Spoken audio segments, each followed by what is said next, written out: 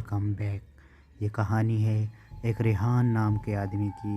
रेहान का एक बेटा था जिसकी उम्र लगभग 7 साल की थी। रेहान आज अपने बेटे को नए कपड़े दिलाने के लिए बाज़ार लेकर गया था।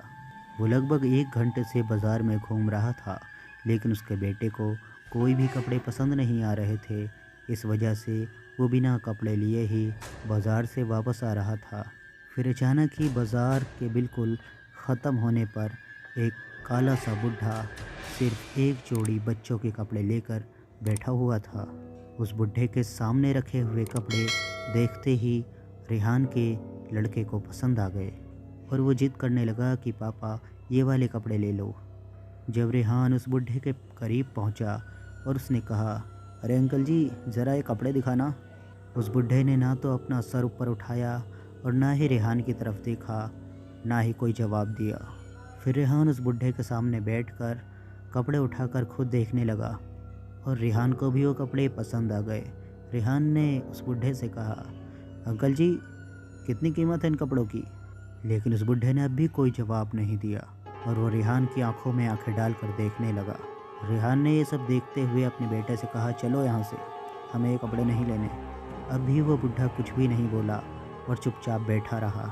फिर रेहान उसकी दुकान के सामने से अपने बेटे का हाथ पकड़ के घर की तरफ चला गया। जब रेहान अपने घर पहुंचा तो उसने देखा कि उसके बेटे के हाथ में वही कपड़े हैं जो कपड़े उसने उस बुढ़े के पास देखे थे। तभी रेहान ने अपने बेटे से पूछा, तुम ये कपड़े क्यों ले आए? तो उसके बेटे ने जवाब दिया, उन अंकल ने मेरे हाथ में पकड़ा दिए थे और मैं आपसे बताना चाह रहा था, लेकिन आप मेरी बात ही नहीं सुन रहे थे। आप जल्दी जल्दी में घर की तरफ आ रहे थे। फिर रेहान ने वो कपड़े लिए और कुछ पैसे लिए और वो बाज़ार की तरफ भागते हुए दौड़ते हुए गया। फिर रेहान उस जगह पहुंचा जिस जगह वो बुढ़ा बैठा हुआ था। उसने वहां नज़र घुमाई, दूर दूर तक वो बुढ़ा रेहान को नज़र नहीं आया। फिर रेहान ने वहीं बैठे हुए कुछ दुकानदारों से कहा, अभी यहाँ पर कोई बूढ़े से अंकल बैठे हुए थे जो ये वाले कपड़े लेकर बैठे थे, क्या आप लोगों ने देखा वो किधर गए? वहाँ सभी दुकान वाले कहने लगे कि नहीं, तो यहाँ इस तरीके का कोई भी बुढ़ा नहीं बैठा था और ना ही कोई ये वाले कपड़े बेच रहा था। हम तो शाम से यहीं पर हैं और सबसे पहले तो दुकान हमने ही लगाई है। हमने यहाँ पर ऐसे किसी भी बुढ़े को नहीं देखा। रेहान ने वहाँ आसपास की सभी दुकानों से पता कर लिया, लेकिन सभी ने एक ही जवाब दिया कि वहाँ कोई भी बुढ़ा नहीं बैठा हुआ था।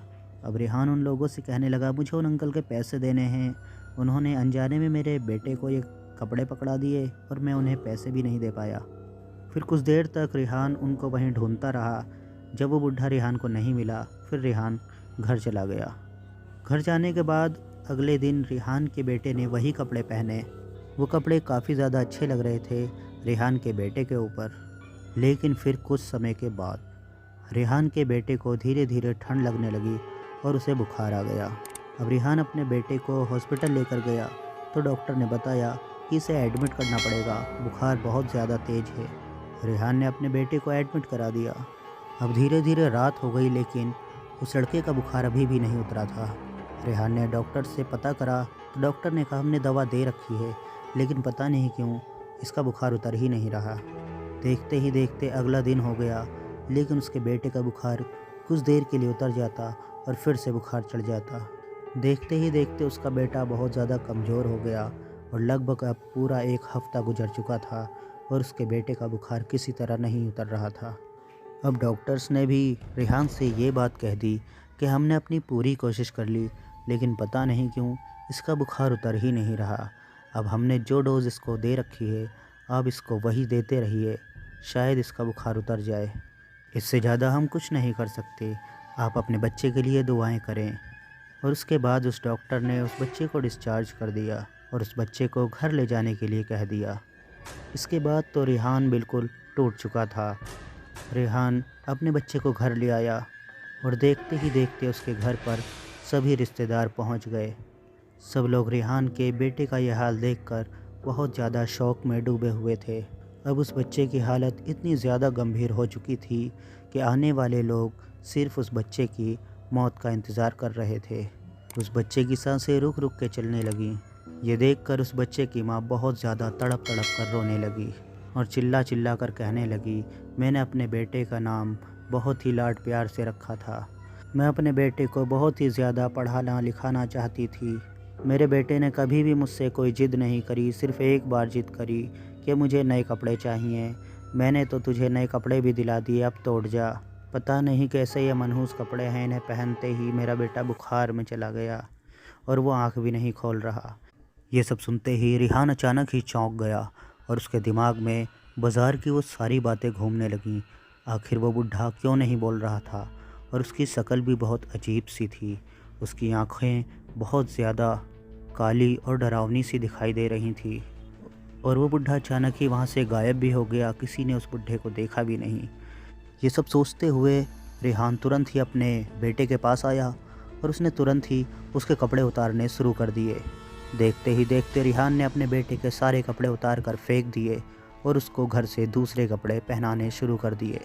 जैसे ही रेहान ने अपने बेटे को कपड़े पहना दिए, फिर अचानक ही उसके बेटे ने आँख खोली और कहने लगा, पापा ये सब लोग कौन हैं? ये यहाँ क्या कर रहे हैं? ये सुनते ही उस घर में खुशी की एक लहर सी दौड़ गई और फिर लगभग आधे से 1 घंटे बाद रेहान का बेटा उठ के खड़ा हो गया और अब उसका बुखार भी बिल्कुल ठीक हो चुका था। रेहान समझ चुका था कि ये जो कुछ भी हुआ था इन कपड़ों की वजह से ही हो रहा था। रेहान ने उन कपड़ों में आग लगा दी और जलाकर वो कपड़े बाहर फेंक दिए और अब रेहान का बेटा बिल्कुल ठीक हो गया था। ये सब देखकर लोग बहुत ज़्यादा खुश हुए। उसके बाद से रेहान कई बार उस बाज़ार में गया उस बुढ़े को ढूंढते हुए, लेकिन वो बुढ़ा फिर कभी भी रेहान को नज़र नहीं आया और कहानी यहीं समाप्त हो जाती है। Thanks for watching, bye bye.